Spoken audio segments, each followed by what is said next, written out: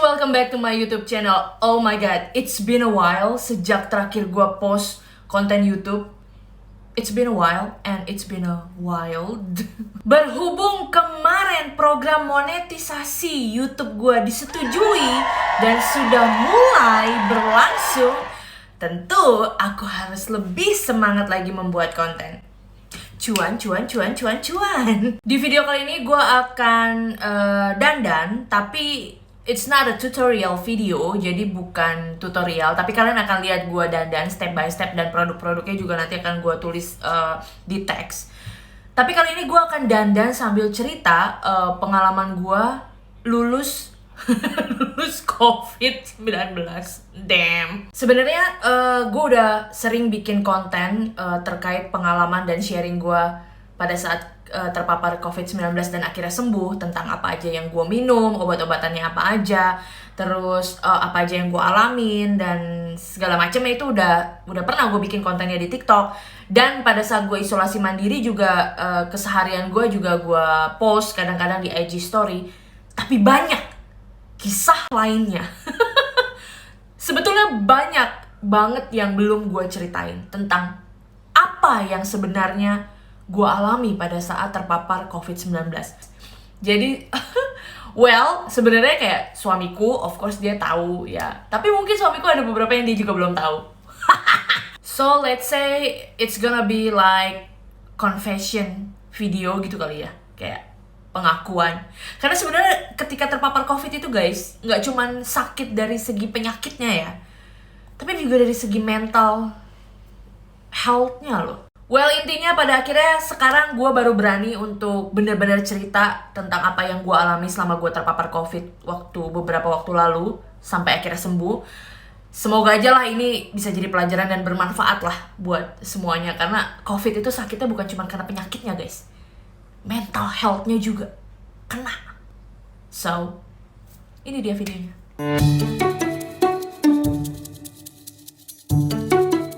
Seperti yang gue ceritain tadi, gue akan bercerita sambil dandan supaya kalian gak bosan juga dengerin gue yang ngoceh-ngoceh.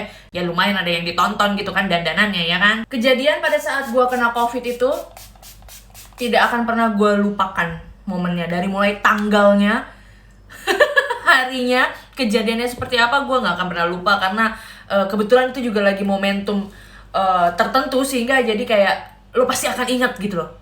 Jadi momen pada saat gue tahu gue positif COVID-19 itu adalah momen ketika gue mau live shopping bareng brand OMG Oh My Glam Lip Cream.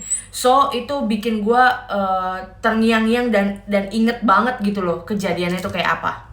Jadi gue live shopping itu sama OMG itu harusnya tanggal 25 malam, jam 7 malam. Nah, sehari sebelum tanggal 25, which is like tanggal 24, itu gue merasakan gejala awal COVID, yaitu diare. Well, sebenarnya kayak semua orang pernah gitu ya ngerasain diare gitu ya. Kayak itu bukan sesuatu yang, diare bukan sesuatu yang baru, itu sudah penyakit lama ya, bukan pendatang baru diare. Nah, cuman perasaan gue jadi nggak enak ketika pada tanggal 25 Julinya, di pagi harinya, itu gue tidak hanya diare guys. Jadi gue karena gue diarenya terus-terusan, mulai berasa pusing. Jadi pagi tuh gue udah langsung berasa kelayangan, pusing, karena malamnya gue pupuk terus kan. Terus paginya tuh udah mulai berasa pusing, kelayangan berat gitu loh. Nah gue sempet masih positive thinking, ya mungkin karena gue dehidrasi ya, karena gue lagi diare gitu ya. Lalu di pagi hari itu juga gue bangun, selain gue pusing, gue juga pegel-pegel, ngilu-ngilu, badan tuh ngilunya tuh ya bukan kayak pegel-pegel lo kecapean, tapi kayak ngilu-ngilu gitu loh, tulang-tulangnya gimana ya, ya begitu dah pokoknya rasanya. Itu pun gue masih positive thinking, gue bilang bahwa mungkin karena gue lagi mens, karena emang gue lagi mens hari pertama pada saat itu. Pokoknya gue positive thinking, belum positif COVID. Lalu gue sempat berpikir juga kayak, atau mungkin gue lapar ya. Pagi belum sarapan, habis pup ya kan, diare, semalaman pusing, kelayangan, badan pegel-pegel, mungkin gue lapar gitu. Akhirnya gue sarapan lah, yang sehat sarapannya ya. Gue biasanya padahal pagi perut kosong aja udah minum kopi ya, tapi itu di hari itu tidak. Di hari itu tuh gue minum air putih hangat, gue sarapan nasi tim, pokoknya yang aman-aman aja lah, makanan aman. Ternyata tidak berpengaruh. Saya tetap pusing, kelayangan, tetap diare, dan tetap pegal-pegal. Gue sudah tidak bisa positive thinking. Gue sudah mulai berhenti positive thinking dan sudah mulai khawatir. Perasaan udah mulai gak enak gitu. Akhirnya gue memutuskan untuk swab akhirnya di hari itu. Gue daftar di Bumame, ada drive-thru di daerah Kebonjeruk sini. Gue berangkat lah. Gue gak bawa anak-anak gue. ART juga belum gue swab. Jadi karena mereka belum nggak ada gejala gitu loh, yang keluar gejala gue duluan, makanya gue swab sendiri dulu gitu. Waktu mau swab itu sempat antri drive-thru, antri Bumame tuh bisa antri sampai 2 jam, tapi sebenarnya antriannya teratur, tapi memang karena banyak banget pada saat itu, dan saat itu adalah detik-detik awal pas mau PPKM. Jadi pas lagi naik-naiknya nih si Delta virus ini gitu. Jadi rame banget, semua tempat drive-thru tuh rame. Akhirnya pulang selesai di swab, aku langsung hubungin tim OMG. Aku langsung bilang ke PR-nya mereka bahwa I don't know, I feel sick. Ini kenapa jadi badut gue? Krim blushnya. Beginilah dandan sambil cerita ya, tidak konsen tapi nggak apa-apa lah. Jadi inget tren-tren makeup TikTok yang pipinya merah banget itu loh. Oke lanjut, jadi gue langsung hubungin PR-nya OMG untuk ngasih tahu mereka kalau gue sakit ya. Dan gue bilang gue udah swab, hasilnya keluar nanti malam, nanti sore atau malam, kalau cepet ya sore ya, kalau nggak malam gitu. Dan mereka open gitu ya, mereka baik banget, tim OMG tuh luar biasa baik. Dia bilang sampai ya udah kak, istirahat dulu aja, nanti kabarin aja ya. Dan akhirnya gue memilih untuk tidur. Seharian tuh udah gue mencoba untuk istirahat, nggak bikin konten dulu, sambil yang mempelajari product knowledge untuk OMG, untuk gue live shopping nanti. Tapi bener-bener gue bed rest banget. Seumur-umur, karena gue tuh jarang sakit guys, jadi ya puji Tuhan gue tuh jarang sakit. Jadi sekalinya sakit, misalnya gue ngerasa sekali sakit tuh misalnya flu gitu, batuk, tuh bisa lama tuh sembuhnya. Tapi jarang banget. Dan sekalinya sakit itu gue ya paling flu gitu, terus tapi nggak pernah yang sampai ngerasa gimana banget gitu loh. Ya udahlah gitu. Nah baru kali itu gue ngerasain yang namanya meriang, itu the real meriang gitu, yang kayak lo panas, lo demam, badan lo tuh panas gue suhu badan gue tuh di 38 39, dan gue merasa badan gue tuh panas tapi gue kedinginan, ngerti gak sih? Kayak that's the real meriang, panas dingin gitu loh. Nah itu rasanya, dan itu rasanya gak enak banget. Jadi yang gue niatnya tuh pengen bed rest, jadi kayak sebelum gue live nanti malam gitu ya, dan gue masih mencoba berdoa bahwa jangan sampai jangan positif, jadi gue bisa tenang dan gue tetap bisa profesional, gue kerja sesuai dengan SOW-nya gue sama OMG, gue tetap bisa kerja gitu, gue tetap bisa live sesuai jadwal, gue fit gitu. Ini sepanjang gue istirahat di siang hari itu sampai ke sore itu, gue nggak bisa tenang, bener-bener kayak menggigil, sampai minum teh, ya kayak gitulah. Nah di saat itu juga suamiku kan lagi kerja ya, dia belum tahu, jadi aku nggak kasih tahu kalau aku tuh sakit gitu.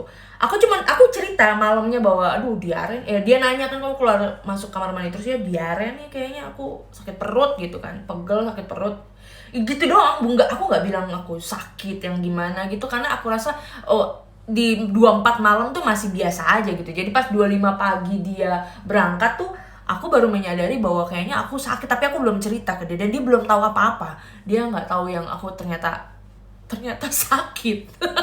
Gue memutuskan untuk mandi, siap-siap, itu jam setengah 6 sore. Karena kan live-nya dengan OMG itu jam 7 ya, jam 7 malam. Gue setengah 6 gue siap-siap gitu, karena gue pikir gue harus kayak dandan dulu. Terus gue harus memastikan anak-anak juga makan dulu. Jadi gue live bisa tenang gitu ya, anak-anak tenang dulu. Nah pas pada saat gue lagi persiapan itu, ART gue, si Ning, kalian ingat kan ART gue yang pernah gue dandanin itu, barulah dia cerita, ibu Gimana Bu hasilnya swabnya? Ning, kenapa kamu bertanya begitu? Iya Bu, Ning juga gak enak badan. Gue langsung jantung gue kayak nyes. Aduh, ternyata ada 2 yang bergejala di rumah. Kenapa cuma gue yang di swab? Ntar dulu ya guys, anak gue bangun dan gue lapar. Makan dulu.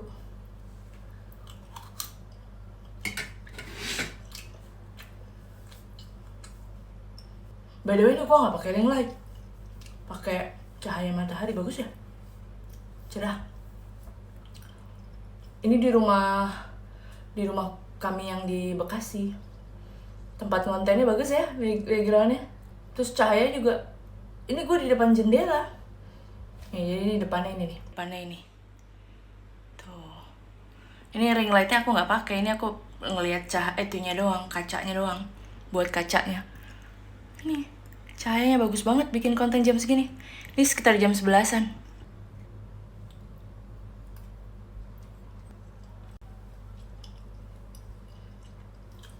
Ada tetangga yang baru pulang belanja.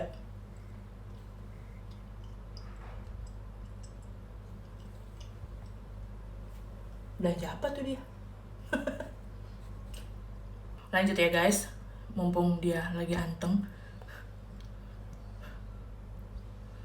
Apakah dia akan bangun lagi? Pas si Ning, ART ku tuh nanya gimana hasilnya, dan dia bilang ternyata dia punya gejala. Maksudnya maksudnya dia juga lagi sakit gitu. Gue tuh udah bener-bener aduh Tuhan. Aduh. Akhirnya udah gak tenang deh nungguin hasil swabku. Jadi selesai mandi tuh aku dandan guys. Aku persiapan untuk mau ngejalanin live OMG itu yang di jam 7 itu. Jadi aku dandan, padahal aku udah bener-bener ngerasa udah gak tenang, pikiran gak tenang, badan juga gak tenang, masih sakit.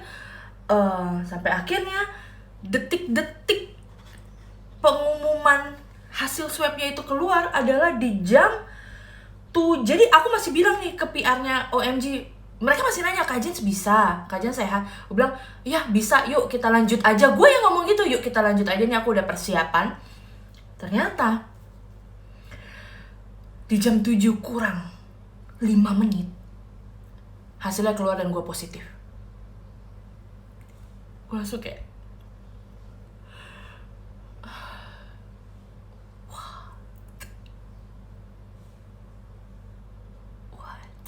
Jadi orang pertama yang tahu gue positif COVID-19 itu bukan suami gue, tapi tim OMG, Oh My Glam Lip Cream.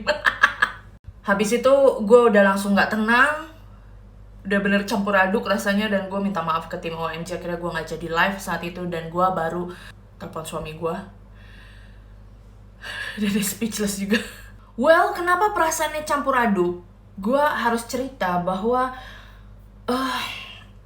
gue merasa gue sudah menjalani program pemerintah. Gue merasa gue sudah menjadi warga negara yang baik dengan menaati apa yang selama ini dihimbau oleh pemerintah supaya mencegah penyebaran virus COVID-19 ini. Gue udah vaksin 2 kali, terus keluar rumah pun kemana pun gue berusaha sebisa mungkin buat yang penting-penting aja. Jadi kayak grocery shopping gitu maksudnya, atau kalau ada kerjaan, ada yang emang mengharuskan di luar rumah, tapi sebisa mungkin gue usahakan semua pekerjaan gue itu dari rumah. Terus prokes juga gue merasa sudah cukup ketat banget gitu. Tapi kok, dan gue itu kerja content creator kebanyakan di rumah aja. Gue ketika pemerintah menghimbau untuk di rumah saja, gue di rumah saja. Gue mikir gimana caranya gue tetap bisa menghasilkan, tetap produktif di rumah saja ya, which is like dengan menjadi content creator.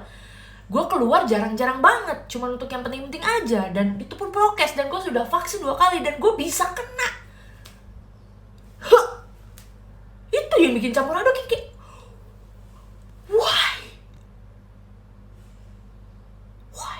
Jadi gue sempet tuh ada pikiran iri dengki yang kayak orang di luar sana yang pada cuek-cuek aja, yang pada jalan-jalan, yang pada traveling, yang pada nggak taat prokes, yang tetap kumpul-kumpul. Kok mereka sehat-sehat aja? Kok kenapa gua kayak gitu loh? Sampai ada perasaan kayak gitu. Lalu gua mulai menyalahkan diri gua sendiri gitu loh. Jadi gua kayak gila ya. Gila, gua jahat banget. Lalu gua mulai kepikiran nih, di tanggal 25 gua dinyatakan positif, 25 malam pengumumannya itu. Gue langsung kepikiran anak-anak gue. Anak-anak gue gimana? Suami gue gimana? ART gue gimana? ART gue kan stay sama gue. Ibaratnya kan dia anak orang lagi tinggal sama gue, lagi kerja sama gue. Gimana kalau dia kena juga? Jadi kayak gila, kalau sampai semuanya kena, itu gara-gara gue gitu loh. Gue ini pembawa virus. Gue ini jahat. Gitu loh yang ada di pikiran gue. Tapi puji Tuhan gue punya suami yang luar biasa baik dan sangat suportif. Once dia tahu gue positif, dia langsung pulang. Terus dia langsung gue mau gak mau gue menjauhkan diri dari anak-anak gue. Jadi yang ngurusin anak-anak gue tuh langsung laki gue, karena ART gue juga kan bergejala. Jadi kita jaga-jaga nih, sebelum fix tahu dia positif atau negatif, kita pokoknya semua yang bergejala agak menjauh dari anak-anak, mau gak mau. Karena anak-anak tidak ada gejala gitu loh. Nah, di tanggal 26-nya, itu kan tanggal 25 ya. Tanggal 25 malam aja gue udah tidur pisah sendiri di atas. Nah, suami gue sama anak-anak gue. Nah, paginya, tanggal 26 pagi itu semuanya di swab. Semuanya, dari suami gue, anak-anak gue, ART gue, semua yang di rumah itu di swab PCR. Gue positif, ART gue Sining positif, Carlo, anak gue yang kecil positif, suami gue sama Jordan, anak gue yang gede, itu negatif. So, kita langsung isolasi mandiri, pisah. Walaupun sebenarnya dari tanggal 25 itu udah pada pakai masker semuanya. Di rumah pun kita walaupun sekeluarga belum tahu mana yang positif mana yang negatif, kita udah pakai masker semua. Nah, di tanggal 26 keputusan semua udah keluar dari hasil swabnya. Akhirnya si Ning, ART ku di belakang di kamar dia isolasi di ruangannya di kamar dia. Gua sama anak gue yang kecil di atas, suami gua sama Jordan anak gue yang gede itu di bawah. Nah, di hari itu juga suami gue langsung sibuk cari obat-obatan. Dari hasil kita konsultasi, kebetulan kakak iparku, kakaknya suamiku itu adalah dokter THT yang juga mengurusi pasien COVID juga di Rumah Sakit Sulianti Saroso. Dan kebetulan aku juga berlangganan Halodoc. Aku juga udah telekonsultasi di situ, dan kita dapatlah daftar obat-obatannya, dan suamiku langsung beli semuanya. Selama kita lagi isoman, aku sama anakku yang kecil di lantai atas, jadi semua yang beliin obat-obatan, makanan buat aku dan buat Ning juga itu suamiku. Jadi suamiku itu mengurus semua orang yang lagi sakit di rumah. Dan dia harus berhenti kerja dulu. Jadi tiap pagi tuh dia yang beliin sarapan, kasih ke atas. Dan cuman sampai tangga, jadi dia pokoknya makanan atau apapun, kan karena banyak yang ngirimin makanan juga kadang, atau paket atau pokoknya apapun dibawa ke lantai, ke tangga, ke atas, ke aku tuh gak langsung ketemu aku, taruh di tangga terus kita harus semprot-semprot dulu, dia juga semprot-semprot lagi gitu. Bener-bener walaupun sebenarnya jaraknya cuma lantai atas sama lantai bawah, itu rasanya udah kayak I'm so sorry, kayak gue malah ngerasa kayak ya ampun gue ngerepotin lu, ampun gue jahat banget, gue makin campur aduk rasanya ngelihat suami kayak gitu. Jadi tanggal 26 itu aku menghitung itu sebagai hari ketiga, karena pertama kali aku merasakan gejala itu kan tanggal 24 ya, 24, 25, 26. Jadi gue menghitung itu walaupun gue dinyatakan positif tanggal 25, tapi tanggal 26 itu gue nyatakan tuh hari ketiga. Di hari ketiga gue positif COVID, itu gue mulai batuk, flu. Jadi kan sebelumnya diare, meriang, keliengan, pegel-pegel badan, terus batuk dan flu, dan mulai meler hidung, mulai batuk, flu, kayak orang flu gitu. Puji Tuhan ya, Carlo walaupun dia positif tapi dia tidak bergejala, jadi dia nggak demam, nggak batuk yang gimana. Ning sama gue yang gejalanya berat, bahkan si Ning ART ku ini dia gejalanya lebih berat lagi, dia sampai mual, muntah gitu, saking pusing, kelayangan, terus jadi mual. Dan kebetulan dia waktu itu belum divaksin. Makanya ibaratnya dia kan suamiku yang di tengah-tengah nih, jadi dia bisa denger nih aku kenapa, si Ning kenapa tuh bisa kedengeran sama suamiku. Jadi suamiku tuh cerita dari situ, si Ning sampai mual tuh gue udah makin ya ampun, anak orang, aduh gimana ini. Akhirnya kita minumlah obat-obatan yang udah disediain sama suamiku ya, hasil konsultasi dengan dokter juga. Yaitu kita minum antibiotik. Jadi aku sama Ning yang minum. Jadi anakku si Carlo itu dia nggak dikasih minum obat karena dia tidak ada gejala juga. Tapi kita kasih tambahan tetes vitamin D dan juga multivitamin yang biasa dia minum. Nah aku sama Ning itu minum antibiotik azithromycin kalau nggak salah namanya. Terus untuk gejala batuk flu-nya kita minum Flumisil. Terus untuk antivirusnya atau anti radang aku lupa, Fluvir namanya.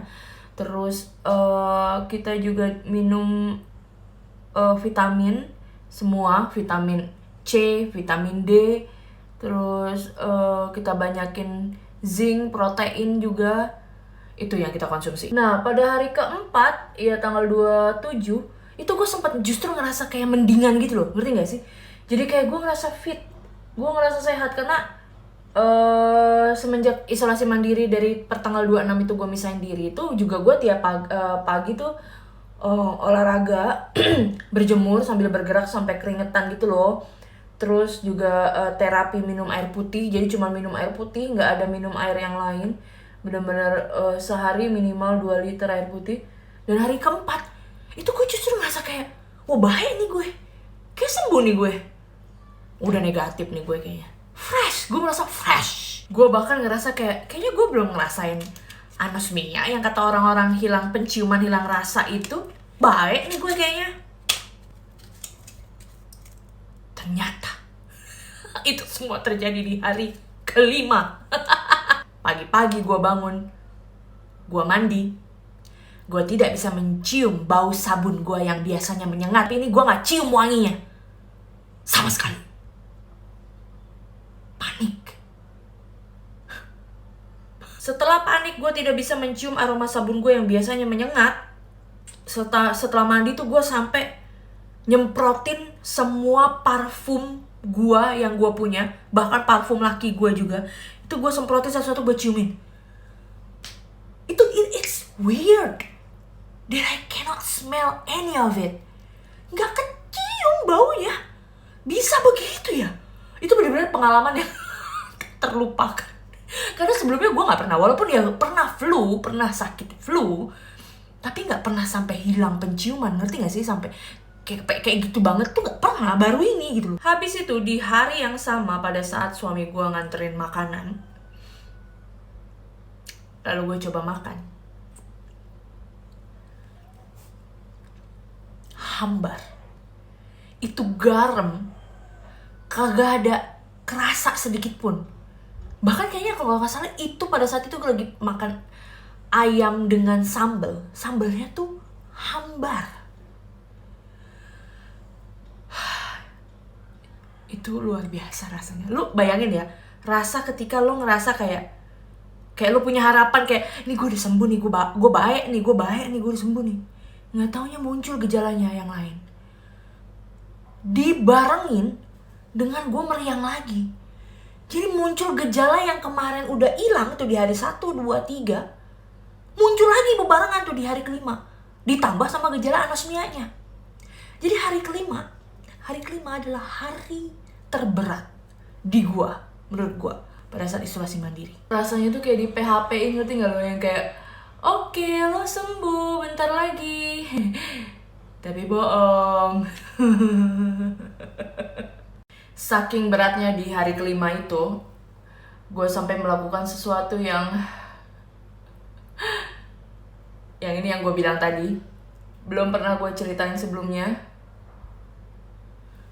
Bahkan ke suami gue pun belum. I'm sorry, aku harus pindah tempat karena anakku agak rewel kalau di sebelah sana. Jadi mereka lagi pada ngumpul di sini. Cuy, nggak kelihatan ya? Mana mereka? Itu dia. Jadi supaya tenang, ya aku pindah posisi di sini aja. Jadi di hari kelima itu adalah hari terberat buat gue karena selain dari gejalanya yang emang gue rasain semua. Dan kayaknya itu adalah gejala terberat karena kayak gue ngalamin semuanya. Kayak meriang, batuk, flu, anosmia, semuanya gue ngalamin. Walaupun puji Tuhannya gue sih tidak sesak. Tidak yang banget gitu. Tapi udah bercampur semua gejala dalam satu hari itu. Plus pikiran yang kemana-mana itu. Itu double combo banget rasanya. Dan itu hari kelima tuh adalah hari terberat. Sampai akhirnya gue melakukan sesuatu, yakni gue menulis surat wasiat. I know, stupid right? Suami gue tahu gue stres. Gue sempat menuliskan kayak WA kayak, Pak, kalau aku ada apa-apa, kalau aku kenapa-napa, please tolong jagain anak-anak dan segala macam. Dia udah, kamu tuh harusnya jaga imun, kamu tuh harusnya berdoa, kamu tuh harusnya jangan menyerah. Aku di sini capek ngurusin kamu malah menyerah gitu loh. Sempet ada kejadian itu, tapi dia nggak tahu bahwa gue sampai menulis surat wasiat. Literally surat wasiat yang gue tulis secara sadar gitu. Dan gue sudah terpikir untuk mungkin memberikan itu kepada lawyer atau kemana gitu, atau mungkin simpan di satu tempat yang pokoknya once kalau seandainya gue lewat gara-gara COVID ini, jadi gue udah pastikan anak-anak gue dapat apa aja, suami gue nerima apa aja, pesan-pesan gue apa aja tuh tersampaikan gitu loh. Jangan sampai gue lewat, iya sayang, jangan sampai gue lewat begitu aja tanpa ada yang gue bisa sampaikan terakhir kali gitu loh. Terus pada saat gue menulis itu, ya menulis dengan berlinang air mata dan udah pasrah gitu ya. Nulis nama dia. Ya tadi tahu. Tapi ya Tuhan ingatkan bahwa gue semenyerah ini gitu loh. Walaupun sebenarnya menulis surat wasiat juga bukan sesuatu yang keliru juga sih ya menurut gue. I mean, di luar negeri juga banyak orang yang memang sudah menulis itu dari kondisi sehat pun gitu. Cuman maksud gue dalam kemarin itu gue menulis dalam kondisi gue menyerah. Gue dalam kondisi sangat campur aduk. Mental gue udah, fisik dan mental gue tuh udah kayak ya udah kita nyerah aja bong gitu. Jadi ya I don't feel right about it. Dan suami gue gak lelah-lelahnya ngingatin gue untuk jangan menyerah, untuk gue inget mereka, untuk bangkit, untuk semangat, untuk sembuh. Di hari ke-6 gue mulai fokus untuk penyembuhan dan pemulihan semua gejala-gejala gue, termasuk anosmia gue. Salah satunya gue tuh rutin terapi minyak kayu putih, walaupun sebenarnya ini tidak disarankan untuk terlalu sering ya, karena kan fungsinya minyak kayu putih kan emang dipakai seperti biasa, bukan dihirup uapnya yang sebegitu. Tapi sesekali gue lakukan dan itu berfungsi dengan sangat baik.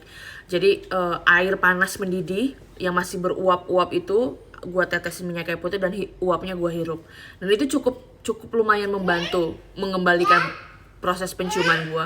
Terus gue rajin semprot hidung pakai NaCl juga. Dan untuk ngebalikin indera perasa gue tuh kumur-kumur pakai obat kumur antiseptik. Waktu itu gue pakai betadine, obat kumur antiseptik, dan itu sangat berfungsi juga di gue. Hari ke-7 semua udah mulai membaik. Penciuman gue balik, indera perasa gue dikit-dikit udah mulai bisa rasain pedes, asin, manis, udah bisa gue bedain sedikit-sedikit. Gue udah gak demam, gue udah gak flu, walaupun masih batuk sedikit. Pokoknya di hari ke-7 itu I feel better. Better yang bukan hanya PHP ya, jadi kayak better yang wow, I got a second chance ternyata. Itu benar-benar menegur gue untuk jangan hilang harapan sih sebenarnya, untuk coba yakin bisa sembuh. Gue tetap jalani proses isolasi mandiri, obat-obatan gue habisin, khususnya antibiotik gue habisin selama sampai 10 hari. Jadi 10 hari gue isolasi mandiri, di hari ke-10 kita swab ulang semuanya. Nah puji Tuhan aku sama Ning sudah negatif. Ternyata Carlo, anakku yang kecil, belum negatif, tapi dia tidak ada gejala dan CT-nya juga lumayan tinggi. Walaupun kita tahu CT tidak bisa jadi patokan, tapi yang mengejutkan adalah ternyata Jordan juga positif. Selama ini kan Jordan di bawah sama bapaknya, jadi ternyata selama ini bapaknya ngurusin anak positif. Tapi dia tetap negatif. Luar biasa sekali ya tubuh suamiku ini ya. Dia luar biasa loh, memang dia prokesnya ketat banget. Dan dia tuh imunnya tinggi banget. Gokil lah pokoknya. Jadi akhirnya kita nambah isolasi seminggu lagi, 7 hari lagi untuk anak-anak doang. Walaupun aku udah merasa sehat nih, udah negatif juga. Tapi kan anak-anak positif nih 2 masih. Jadi kita nambah seminggu lagi isolasi mandiri. Aku yang ngurusin anak-anak dua-duanya di atas. Seminggu kemudian swab lagi semuanya. Ternyata benar semuanya udah negatif, udah clear, dan memang sudah tidak bergejala juga. Jadi ya, begitulah. Lalu kemudian ada yang bertanya-tanya, terus dapatnya dari mana kak? Kalau kakak ngerasa udah prokes ketat, di rumah aja, dan sudah vaksin 2 kali, kok bisa kena? Sebenarnya gue sudah menemukan jawabannya dari awal bahwa seketat-ketatnya protokol kesehatan yang gue jalanin, mungkin ada pada some point itu gue lalai. Ya, entah itu gue nerima paket sembarangan dari rumah tanpa disemprot dulu, ya kan kita nggak tahu ya carriernya siapa dan segala macam. Maksudnya gue ke rumah tuh paket bisa puluhan tiap hari, ya paket kerjaan ya, endorsement, PR package dan sebagainya, itu gue nggak teliti, nggak gue yang semprotin banget, kadang cuek abai, ya bisa dari situ. Atau pada saat gue kerja di luar atau gimana, gue pada saat makan di luar atau apa, gue make masker sembarangan, gue bukanya sembarangan, nggak bener-bener taat, nggak bener-bener rapi gitu ya, sembarang aja gitu, pasti ada celahnya gitu. Dan ternyata sudah divaksin bukan berarti kita kebal dari virus, kita masih bisa kena virus, tapi bisa terbukti ya yang sudah divaksin biasanya kesempatan sembuhnya itu lebih besar dan bahkan tidak perlu dibawa ke rumah sakit. Gue di 6 hari bergejala, di hari ke-7 sudah hilang semua gejalanya dan benar-benar sembuh. Jadi ya, vaksin itu berguna guys. Covid ini luar biasa pengaruhnya ke kehidupan kita, baik secara langsung buat teman-teman yang udah pernah kena, bahkan teman-teman semua, keluarga, saudara yang benar-benar kehilangan karena Covid, atau yang terdampak secara tidak langsung karena akibat dari PPKM-nya atau dari pembatasannya, yang berdagang, berjualan, semuanya omset semua menurun. Gue tahu this is really hard. Respon kita terhadap satu situasi itu akan berpengaruh pada apa yang akan terjadi dalam kehidupan nyata, di kehidupan kita. Ketika gue mengubah mindset, mengubah respon gue terhadap situasi itu, nah itu tuh mempengaruhi, memberikan attraction, kepada hal-hal vibes yang lebih baik gitu. Jadi ya, semoga membaik semuanya. Thank you for watching. Stay safe guys.